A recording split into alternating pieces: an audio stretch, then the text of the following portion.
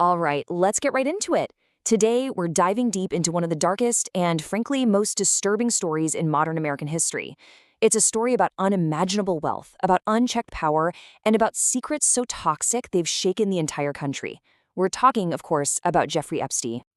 So, where does this all begin? Well, it starts in what looked like a literal paradise, a 75-acre island in the U.S. Virgin Islands called Little St. James.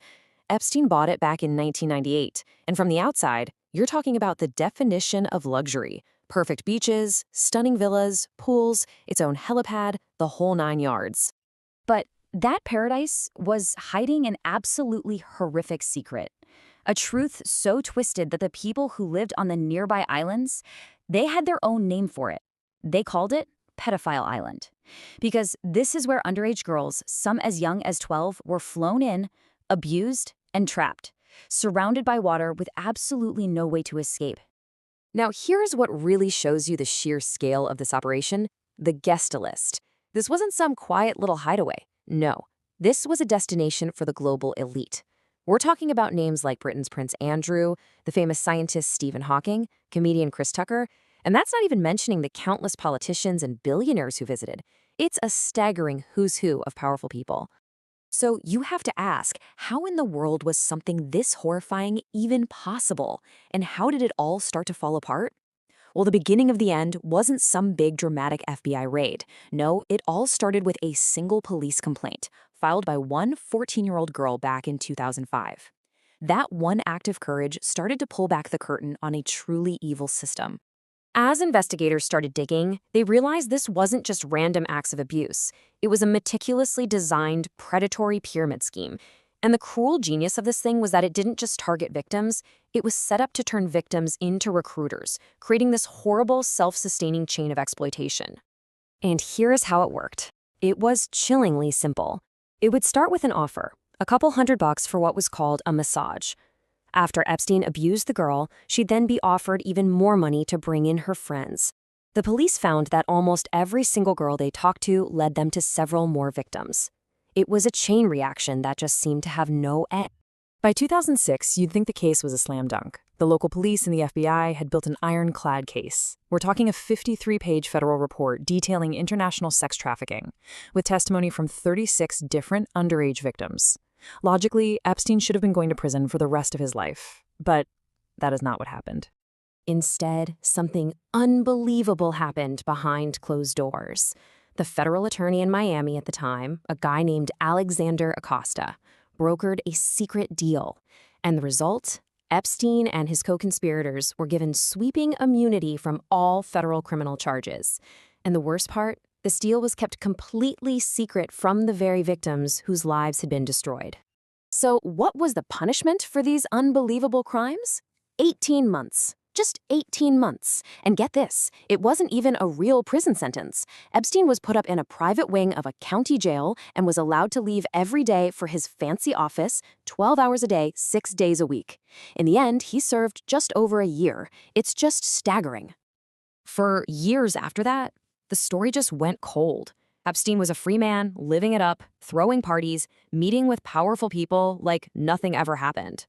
But one investigative journalist, Julie K. Brown from the Miami Herald, she just refused to let the story die. So this timeline really shows you the long, hard fight for the truth. After Epstein gets out in 2009, Brown spends the better part of a decade digging. Then, in 2018, her bombshell series, Perversion of Justice, comes out, and it causes this massive public outcry. The pressure was so intense, it forced federal prosecutors to rearrest Epstein in July 2019. But then, just a month later, he was found dead in his jail cell. Now, Epstein's death didn't end the story, not even close. In fact, it ignited a massive political firestorm. With the main guy gone, everyone's attention suddenly snapped to his powerful network of friends and associates.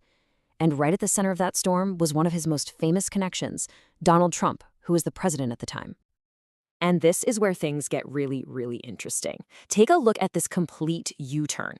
During his campaign, Trump promised over and over again that he would declassify and release all the Epstein files. But once he was in the White House, suddenly, his administration was claiming no client list even existed, and Trump himself was calling it boring stuff and a Democrat hoax. Well, that reversal just poured gasoline on the fire. public outrage exploded. The pressure grew so intense that Congress, in a super rare moment of unity, had both Republicans and Democrats pass a bill together, demanding the Justice Department release the files and do it within 30 days. So, when a tiny fraction of the files were finally made public, they contained some really startling allegations about Donald Trump specifically. We're talking documents that included claims he flew on Epstein's private jet multiple times, an email from Epstein himself that suggests Trump knew about the abuse, and a really disturbing FBI call log from a witness. Let's just zoom in on one of those for a second. This is an actual email from Epstein to a reporter.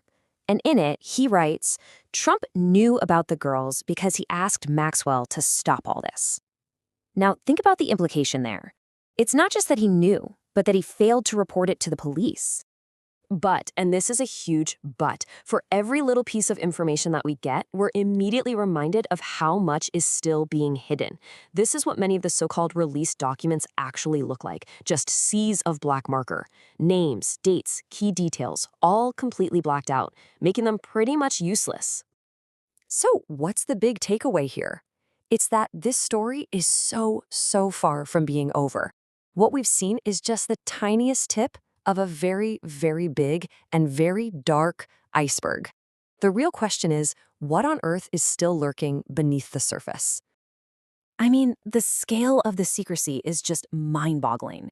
The Department of Justice has actually admitted that there are over 1 million documents related to the Epstein case that have still not been released to the public.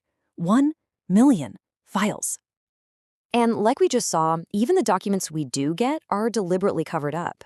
Key information is just gone. This isn't transparency. It's the illusion of transparency. It's designed to hide the full picture while pretending to reveal it.